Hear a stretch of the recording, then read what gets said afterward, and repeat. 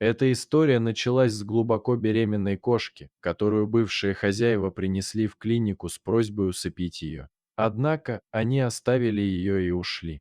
Вскоре после этого родились 3 котенка, 2 девочки и мальчик. Волонтерам сообщили об этом случае и дали срок, всего сутки, чтобы забрать питомцев, иначе их жизнь была бы прервана еще до того, как они начали жить. В то же время решили сохранить жизнь кошки-матери, которая получила имя Кассандра. Начались настоящие поиски временного приюта. Главное было найти место как можно скорее, а не где именно. Вскоре был найден подходящий временный приют, и питомцы были перевезены туда. Кассандра, мама-кошка, оказалась очень умной. Она понимала, что они живут в доме на птичьих правах и старалась не доставлять временным хозяевам лишних хлопот.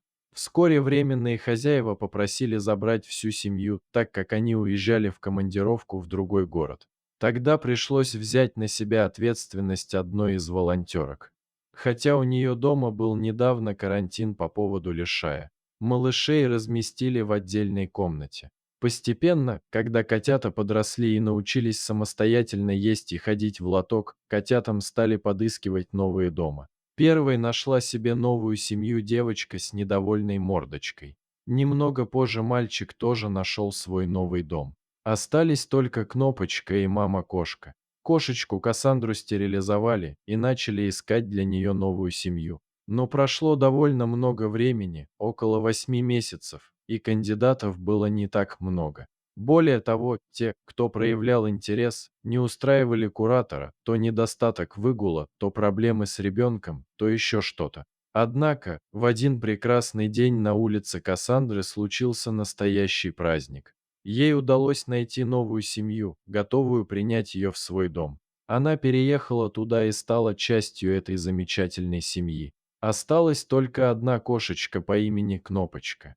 И за этот период семья волонтера сильно привязалась к ней. Они приняли решение оставить ее у себя, чтобы она стала пятой хвостатой членом семьи. Таким образом, вся семья питомцев, включая маму-кошку, обрели свои новые любящие дома. Их история стала примером того, как люди смогли спасти этих беззащитных созданий и дать им шанс на новую жизнь. Благодаря волонтерам и заботливым людям, эти котята получили возможность расти и радовать своих новых владельцев своими игривыми прыжками и мурлыканьем.